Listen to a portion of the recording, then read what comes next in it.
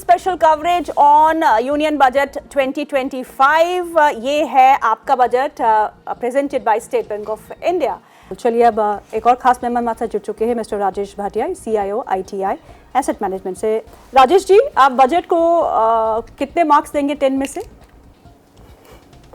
देखिए, प्रयास के हिसाब से तो मैं 9/10 दूंगा। बजट एक्सरसाइज करना आसान नहीं है, specially given domestic challenges and global challenges. मेरे ख्याल से we are still a country जहां टैक्स टू GDP अभी भी is not of a level where we can comfortably spend on all the areas that we want to. So कहीं ना कहीं से अगर आपको ज़्यादा स्पेंड करना है तो कहीं आपको स्पेंड निकालना पड़ेगा। तो आज का प्रयास रहा है फाइनेंस मिनिस्टर का कि जो पेन अर्बन मिडिल क्लास को स्पेशली जो पेन था, जो हर व्यक्ति उसके बारे में बात कर रहा था, तो उसको एड्रेस किया है by giving very very good tax concessions. So there was a lot of urban middle class which was in pain and you could see that from the consumption numbers of various consumer items, whether it is staples, whether it is automobiles, or etc. etc. So I think they have tried to address that. To some extent, I would say there is some disappointment in the market कि capital expenditure का जो budget है उसमें से थोड़ी कमी आई है। ऐसा नहीं है कि वो घटाया है, लेकिन जो ग्रोथ रेट जो किया है लास्ट 2 इयर्स, अगर आप लास्ट 2 इयर्स का ग्रोथ रेट देख लें तो थोड़ा एनीमिक है। तो मेरे ख्याल से कैपिटल गुड्स में एक थोड़ी नेगेटिव सी है, and you given that cake to the consumption basket. But मेरे ख्याल से सबसे इंपॉर्टेंट चीज क्या है? The fact that the government has kept fiscal deficit at 4.4। I think today we will see some tariffs coming in from Donald Trump. Now that is going to cause global volatility. Dollar बढ़ सकता है, वहां के interest rates बढ़ सकते हैं।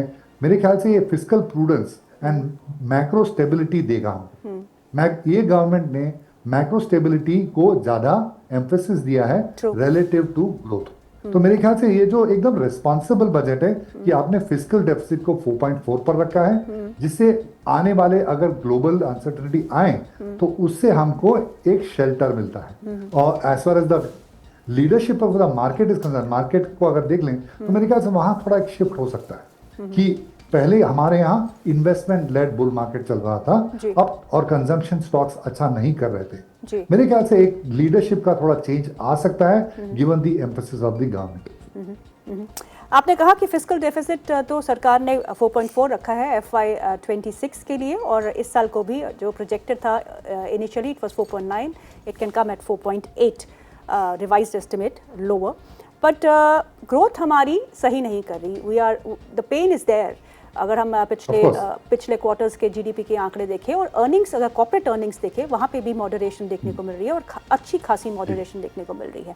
But if we have to be a developed nation by 2047 we need to grow at 8%। ये chief economic adviser ने खुद कहा है। पर आपको लगता है कि इस फिस्कल कंसोलिडेशन के चलते हम उस टारगेट को अचीव कर पाएंगे? Can we grow at 8%? Maybe not this year, maybe not next year, but years forward. देखिए, अगर आप जो आपके कंट्रोलेबल में है आपको उन पर वर्क करना चाहिए। मेरे ख्याल से जितना रेवेन्यू है और जितनी ग्रोथ रेट्स है, आप you have correctly hit the nail on the head, we are experiencing a slowdown. So what is the resort for slowdown to get addressed from the government side? Either you can cut interest rates or expand the fiscal deficit. दोनों में हमारे पास अभी constraints हैं। हम interest rate घटा नहीं सकते ज्यादा, क्योंकि ग्लोबल इंटरेस्ट रेट बढ़ रहे हैं। अगर हमने ज्यादा इंटरेस्ट रेट घटाने की कोशिश की तो हमारे करेंसी को पर अटैक आ सकता है। Currency can depreciate even further, and fiscal like I said, you have to be responsible in fiscal given the global challenges that we are seeing. So what could you have done? What you could have done is go into reforms. Look at what Donald Trump is doing. He's saying I will deregulate businesses. Of course, हमारी government ने ease of taxation उसमें ज्यादा emphasis किया है, and that's the right direction as well. But मेरे ख्याल से deregulate businesses, divest PSUs, उनकी वैल्यू इतनी बढ़ गई है, you focus on those things, those are the ones that you can control. So मेरे ख्याल से there should have been a greater emphasis on energizing businesses, divesting assets and getting out of the way of business. So मेरे ख्याल से that should have been the direction. Maybe we'll hear about that as you move forward. I think, like I said, given the constraints, I think they are doing a very responsible thing.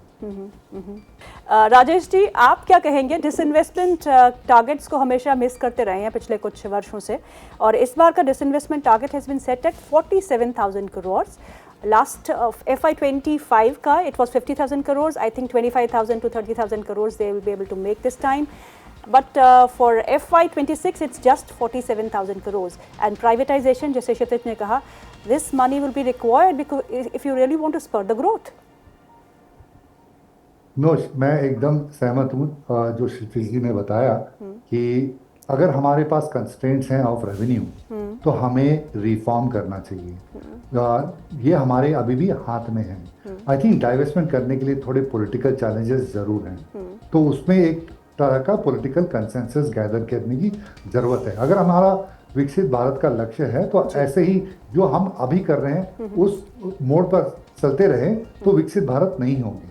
उसके लिए हमें accelerate करना पड़ेगा हमारे reforms को, हमारे privatisation को. सो मेरे ख्याल से एक पॉलिटिकल कंसेंसस की जरूरत है. आसान है मुझे बोलना, लेकिन I think if you are in the government it's all very very difficult. But unless you move out of the script, I don't think you're going to realize the dream of a Viksit Bharat. So deregulating businesses and divestments, I think that is where the focus should be given the constraints that we are facing. See, we are not able to use fiscal higher than what we are today because of the global challenges. हमारा debt to GDP ratio, public sector debt to GDP ratio is 80%. Now we are among the highest in the emerging markets. So if we raise that even further, अगर हम और fiscal use करें, the challenge becomes that we will be susceptible to global attacks from outflows from foreigners, and our currency could also be under attack. So these are constraints. So therefore, I think the finance minister has been a little responsible in making sure that we don't move out of the fiscal band, which is uncomfortable for international investors, or from a macro perspective. Macro stability में ज़्यादा emphasis दिया है, and मेरे ख्याल से वो करना भी चाहिए. But like I said, you move out of your comfort zone and go into divestments, deregulation, etc., etc. Rajesh ji, so can we expect a rate cut from RBI in the forthcoming policy? Yeah, so that's a good point. So the fact that you have kept your fiscal deficit at a 4.4 level and your borrowing, while the net borrowing is still a little higher, but my sense is that that will allow yields to come down. Okay. Your bond market yields will come down, and it will give you space to use monetary policy. आप fiscal policy use नहीं कर पा रहे हैं to jumpstart the economy, लेकिन आप monetary policy जरूर use कर पाएंगे. So interest rates के लिए जगह बन गई है to come down. So I would definitely expect interest rates to actually soften as you move on. Insurance sector में FDI की लिमिट 74% से बढ़ाकर 100% कर दी गई है. की बेनिफिशरीज को फ़ायदा तो होगा, पर टाइम लगेगा, राइट? तो मेरे ख्याल से ये मूव इसलिए हुआ है क्योंकि lot of American companies and European companies have express interest in coming to India where they want to control the underwriting. अगर वो जॉइंट वेंचर करते हैं इंडियन पार्टनर से तो उन्हें अंडरराइटिंग कंट्रोल नहीं मिलता है. सो मेरी अंडरस्टैंडिंग, जब मैं इंडस्ट्री से बात करता हूँ तो there are lot of American players and European players who want to have control over the underwriting standards, and that's the reason why this FDI has been allowed. So you expect to see newer players coming into the business. Or markets broadly, how do you see markets reacting from here, going on from here, or sectors, any sectors that you will be keenly focusing on now? So broadly, मेरे ख्याल से structural opportunity of India is one of the best in the world. 3, 5, 7 year, 10 year opportunity is very good. But we think there is a cyclical challenge that is there in the Indian market. True. And that is, you can see that हमारी monetary and fiscal policy थोड़ी constrained है. And of course, that's the reason valuation भी कम हो रहे हैं. तो मेरे ख्याल से large cap में अभी value है, mid cap, small cap थोड़ा और correct करेंगे, और मेरे ख्याल से हो सकता है कि sector leadership towards consumption change हो. जी, राजेश जी, बहुत बहुत शुक्रिया आज प्रोग्राम में शामिल होने के लिए. Thank you so much for your time, sir.